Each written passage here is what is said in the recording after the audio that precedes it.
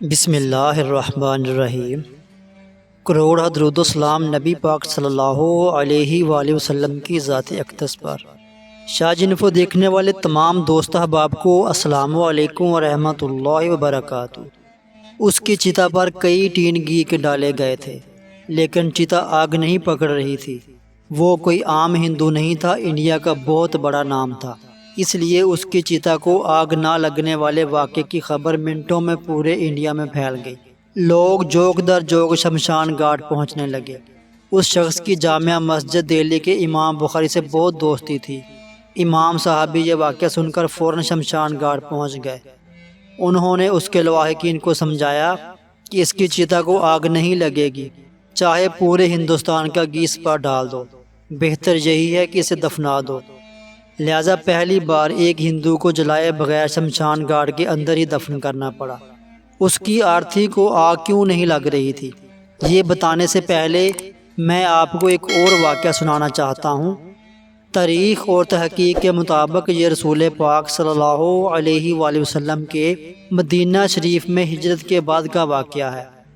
ایک صحابی کے پاس قرآن پاک کے چند اوراق اس کے گھر میں محفوظ تھے کہ شدید بارش شروع ہو گئی۔ اس کا کچا مکان تھا جو جگہ جگہ سے ٹپکنا شروع ہو گیا۔ صحابی کو گمان ہوا کہ بارش بہت تیز ہے، کہیں اتنا پانی نہ ٹپک پڑے کہ کہیں قرآنی اوراق کو نقصان پہنچے۔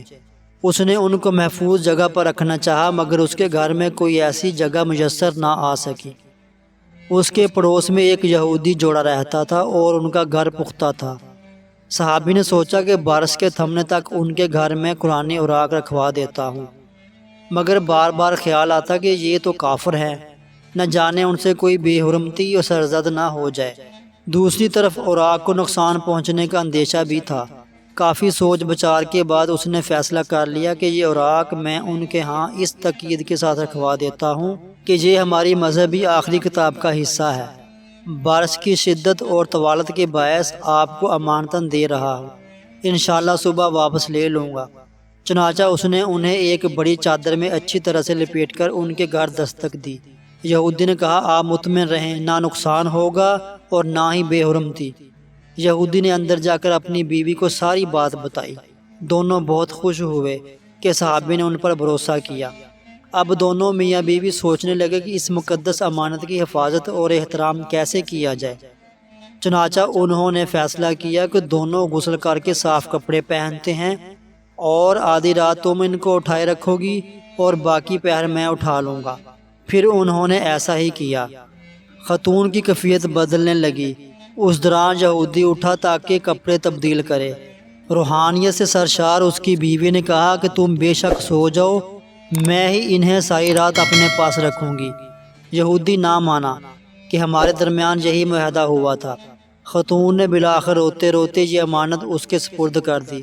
اب یہودی کا بھی حال ویسا ہونا شروع ہو گیا۔ 1-2 گھنٹے گزرے ہوں گے کہ اس کی بیوی نے درخواست کی کہ اس طرح مل بیٹھتے ہیں کہ اس چادر کا آدھا حصہ تم اپنے پاس رکھ لو اور باقی ماندہ حصہ میں اپنے پاس رکھ لیتی ہوں، کیونکہ نیند تو مجھ سے کوسوں دور ہے۔ رب تعالیٰ ایسی سعادت شاید ہمیں دوبارہ نصیب نہ کرے۔ چنانچہ وہ راضی ہو گیا۔ بارش تھم چکی تھی، صبح بھی ہونے والی تھی کہ دونوں میں شدید اضطراب پیدا ہوا کہ مسلمان کسی بھی وقت آ جائے گا اور اپنی امانت واپس لے لے گا۔ یہ سوچ کر انہوں نے رونا شروع کر دیا۔ ان کے اندر کا انسان جاگ اٹھا تھا اور وہ دل ہی دل میں سوچ رہے تھے کہ رب تعالیٰ جس مقدس امانت سے ہماری نیند غائب ہو گئی، دل شاد باد ہو گیا، کیفیات بدل گئیں، تو ہمارے اوپر اپنا خصوصی کرم فرما دے۔ اور کیا ہی اچھا ہو کہ جب ہم یہ امانت واپس کر رہے ہوں تو ہمیں ایمان کی دولت نصیب ہو جائے، وہ بھی اس مقدس ہستی کے ذریعے جن کی ہم نے آج تک بات نہ مانی۔ فجر کا وقت ہوا تو صحابی نے دروازہ کھٹکھٹایا۔ دونوں میاں بیوی زور زور سے رونے لگے کہ کاش آج کی رات لمبی ہو جاتی۔ بہرحال دروازہ کھولا اور امانت واپس کر دی۔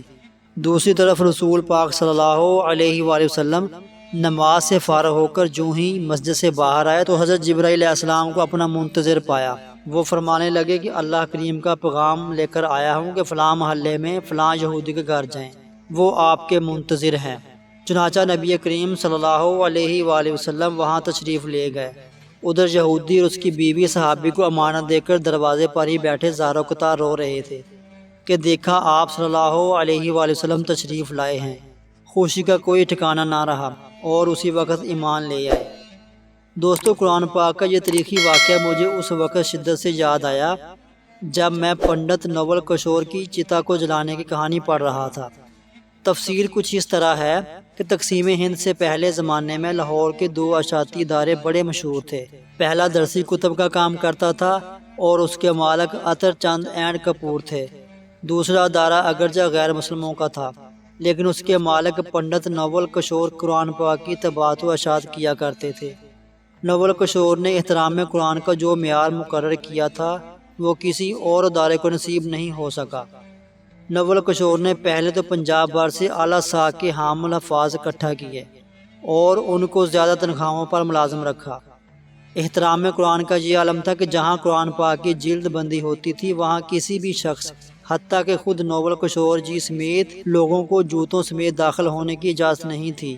2 ایسے ملازم رکھے تھے جن کا صرف اور صرف ایک ہی کام تھا کہ تمام دن ادارے کے مختلف کمروں میں چکر لگاتے رہیں۔ اگر کہیں کوئی کاغذ کا ایسا ٹکڑا جس پر قرآنی آیت لکھی ہو اور زمین پر گرا ہو تو اسے انتہائی عزت و احترام سے اٹھا کر بوریوں میں جمع کر دیں اور پھر ان بوریوں کو احترام کے ساتھ زمین میں دفن کر دیں۔ وقت گزرتا رہا، پھر بر صغیر کی تقسیم ہوئی، مسلمان، ہندو اور سکھ نقل مکانی کرنے لگے۔ نول کشور بھی لاہور سے ترک سکونت کر کے نئی دلی انڈیا چلے گئے۔ ان کے ادارے نے دلی میں بھی حسب سابق قرآن پاک کی طباعت و اشاعت کا کام شروع کر دیا۔ یہاں بھی قرآن پاک کے احترام کا وہی عالم تھا۔ ادارہ ترقی کا سفر طے کرنے لگا اور کامیابی کی بلندیوں پر پہنچ گیا۔ نول کشور جی بوڑھے ہو گئے اور اب گھر پر آرام کرنے لگے جبکہ ان کے بچوں نے ادارے کا انتظام سنبھال لیا، مگر ادب و احترام کی روایت وہی رہی۔ آخر نول کشور جی کا وقت آخر آ گیا۔ ان کی موت پر طول و عرض سے احباب ان کے ہاں آئے۔ بڑی تعداد میں لوگ ان کی آخری رسومات میں شریک ہونے کے لیے شمشان گھاٹ پہنچے۔ ان کی آرتی کو چتا پر رکھا گیا۔ چتا پر گھی ڈال کر آگ لگائی جانے لگی تو ایک انتہائی حیرت انگیز واقعہ ہوا۔ نول کشور جی کی چتا آگ نہیں پکڑ رہی تھی۔ مزید گھی ڈالا گیا مگر بے سود۔ یہ ایک ناممکن اور ناقابل یقین واقعہ تھا۔ پہلے کبھی ایسا نہیں ہوا تھا۔ آگ کی طرح یہ خبر پورے شہر میں پھیل گئی۔ مخلوق خدا یہ سن کر شمشان گھاٹ کی طرف امڑ پڑی۔ یہ خبر جامع مسجد دلی کے امام بخاری تک پہنچی تو وہ بھی شمشان گھاٹ پہنچے۔ وہ نول کشور جی کے بہت قریبی دوست تھے اور ان کے احترام قرآن سے اچھی طرح واقف تھے۔ امام صاحب نے پنڈت جی کو مخاطب کرتے ہوئے کہا، آپ سب لوگ اگر پورے ہندوستان کا گھی بھی لے آئیں تو چتا آگ نہیں پکڑے گی، کیونکہ اس شخص نے اللہ کی سچی کتاب کی عمر بھر جس طرح خدمت کی ہے، جیسے احترام کیا ہے، آگ لگ ہی نہیں سکتی۔ اس لیے بہتر ہے کہ ان کو عزت و وقار کے ساتھ دفنا دیں۔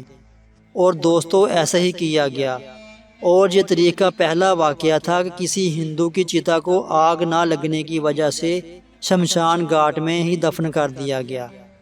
سبحان اللہ۔ آخر میں اللہ تعالیٰ سے دعا ہے کہ اللہ تعالیٰ ہمیں صراط مستقیم پر چلنے کی توفیق عطا فرمائے۔ آمین ثم آمین۔ دوستو، اگر آج کی ویڈیو پسند آئی ہے تو اس کو لائک اور اپنے دوستوں کے ساتھ ضرور شیئر کر دیں اور آپ کے اپنے چینل شاج انفو کو سبسکرائب کر دیں اور ساتھ لگے گھنٹی والے بٹن کو دبا کر آل پہ لازمی سے کلک کر دیں۔ دوبارہ ملیں گے ایک نئی معلوماتی سبق آموز اور اسلامی ویڈیو کے ساتھ۔ اللہ ہم سب کا حامی و ناصر ہو۔